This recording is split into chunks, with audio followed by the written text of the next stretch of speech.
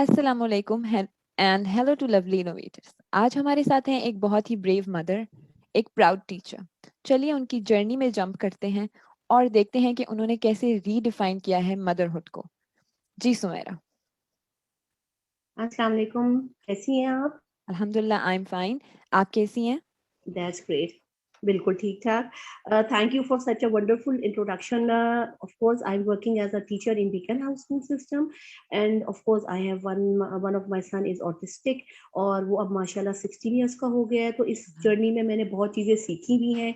कभी मुश्किलात बहुत आई, जब मैं बहुत टूटी भी, और फिर जब मैंने उसको ओवरकम किया तो एक विक्ट्री का जो है ना एहसास भी मुझे साथ-साथ में होता रहा, अचीवमेंट का। तो of course up and down तो चलते रहे ज़िंदगी में। सुमेरा, मेरा पहला और सबसे बुनियादी सवाल आपसे यही होगा कि अपनी इनिशियल जर्नी को मुझे बताइए। जब आपका बेटा पैदा हुआ, आपने कैसे डायग्नोज किया, या how you came to know, did you came to know at the birth hmm. Time, या आपको with the passage of time पता चला? क्योंकि ये बहुत सारे लोगों का सवाल होता है। जी, जी बिल्कुल। बेसिकली जब वो पैदा हुआ तो बिल्कुल एक नॉर्मल बच्चे की तरह था, अच्छा प्यारा-सा बच्चा था और सब कुछ है। लेकिन मैंने एज़ अ मदर, क्योंकि वो मेरा सेकंड चाइल्ड है, तो एक बच्चा मैं नॉर्मल बच्चा पाल चुकी थी, तो मैंने with the passage of time ये नोट किया कि इसकी नेक होल्डिंग क्यों अभी तक नहीं आई, इस इतने मतलब मंथ में आ जानी चाहिए थी, या बैक होल्डिंग क्यों नहीं आई। और फिर उस टाइम ही जब मैं डॉक्टर से मैंने फिर, लेकिन मैंने एक अक्लमंदी ये की कि जल्द से जल्द जो है डॉक्टर्स के साथ कंसल्टेंसी शुरू कर दी, तो फिर उन्होंने खुद भी ये मेक आउट करा कि ये बच्चा कुछ स्पेशल इसकी रिक्वायरमेंट्स है, तो ये एज अ नॉर्मल बच्चा नहीं है। फिर हम्म। और जब वक्त गुजरता रहा तो ऑफ कोर्स ही had feeding problems as well. वो कोई सॉलिड नहीं ले सकता था, तो फिर मुझे जो है ना I had to make everything liquid for him, और वो भी थोड़ा सा खाता था, तो वो थक जाते ऐसे हो रहा था, फिर उसका वेट भी नहीं बढ़ रहा था। एंड लास्टली ये हुआ कि वो 1.5 साल में भी चला नहीं था। तो then of hmm. Course I मुझे ये था कि there is something fishy. Okay, so the thing for milestones, जैसे कहते हैं, एक डॉक्टर, एक जी, जी। चाइल्ड साइकोलॉजिस्ट ने पहले भी हमसे जिक्र किया कि गर्दन टिकना और बैठना, ये सब माइलस्टोन्स का ख्याल रखना माओ के लिए बहुत इम्पोर्टेंट है।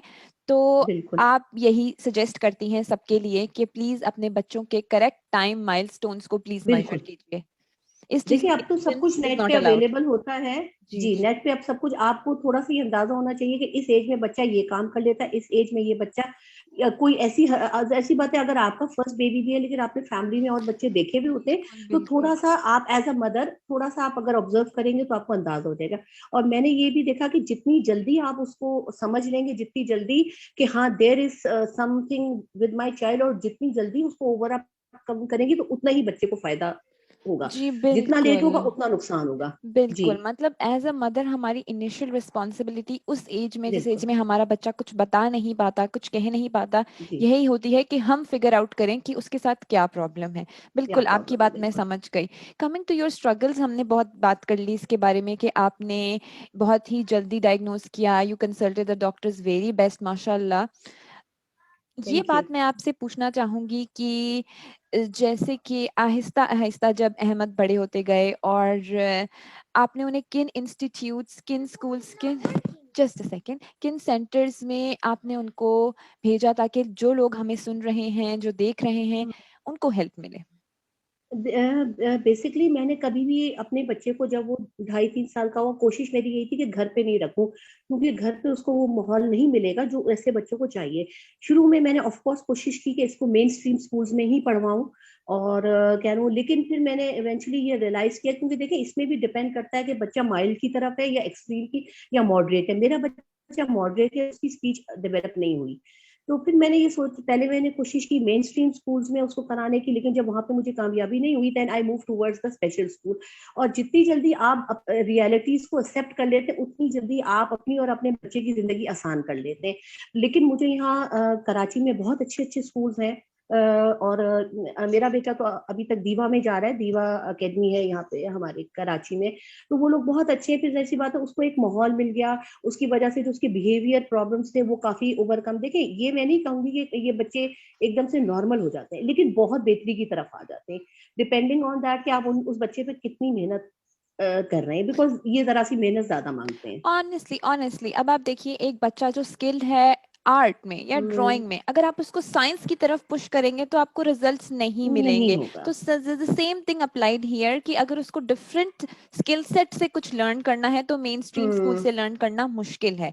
राइट, वेरी वेरी और आप स्मार्ट ये देखिए, सॉरी डिसीजन। मैं आपको इंटरप्ट कर रही हूँ, कि इन बच्चों में भी क्वालिटीज होती हैं। ऐसा जी नहीं होता जी कि ये जी। बच्चे मैंने, अब जैसे मेरा बेटा था, मैंने ये अंदाजा करा कि इसको ड्राइंग और आर्ट में कोई दिलचस्पी नहीं, इसको बहुत स्पोर्ट्स में दिलचस्पी है। उसकी थ्रोइंग इतनी जबरदस्त है कि मतलब मैं कहूंगी कि मेरे नॉर्मल बेटे ने भी कभी इतनी अच्छी थ्रोइंग नहीं की। वो बॉल थ्रो और कैच एंड ऑल।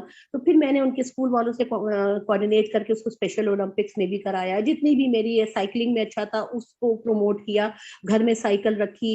स्विमिंग का शौक था तो बड़ा पूल लाके घर में रखा। तो इस तरह की एक्टिविटीज आपको थोड़ी सी इन बच्चों के लिए प्रोवाइड करनी पड़ती हैं। जी, You're very correct. Skill polish and identifying the correct skill is the main key for every child. Very true. और जिस तरह माँ उसको समझ सकती है, शायद कोई और बिल्कुल। कभी नहीं समझ सकता।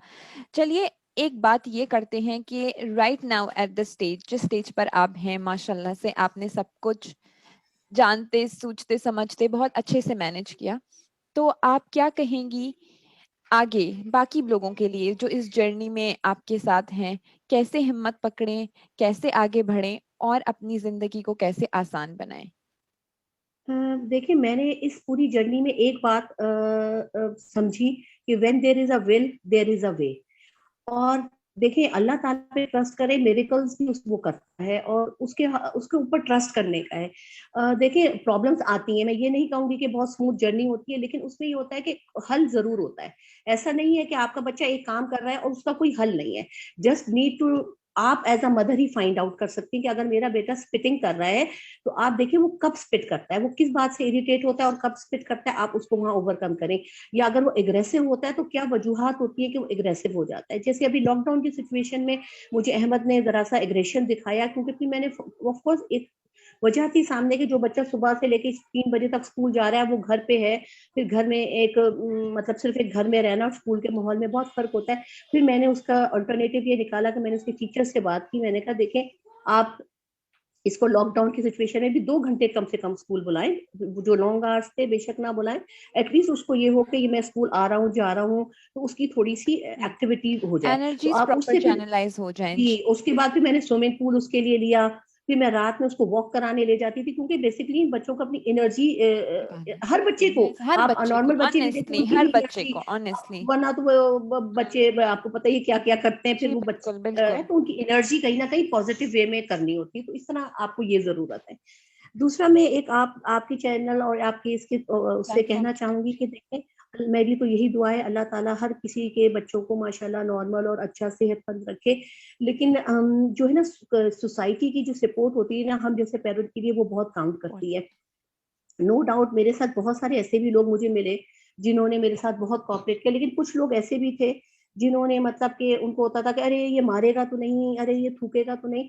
तो मैं इस कि उससे कहना चाहूंगी कि देखें, please be kind to the parents and be kind to these children, क्योंकि जिनके बच्चे ऐसे होते हैं ना, वो बहुत सेंसिटिव ऑलरेडी हो चुके होते हैं, आपको एग्जैक्टली अंदाजा होगा। एग्जैक्टली, ये जी। अवेयरनेस कहीं ना और कहीं हम इसीलिए क्रिएट कर रहे हैं क्योंकि हम इस बात को बहुत अच्छे से समझते हैं कि इस चीज़ की अवेयरनेस बिल्कुल। क्रिएट करना सोसाइटी में एक नीड है।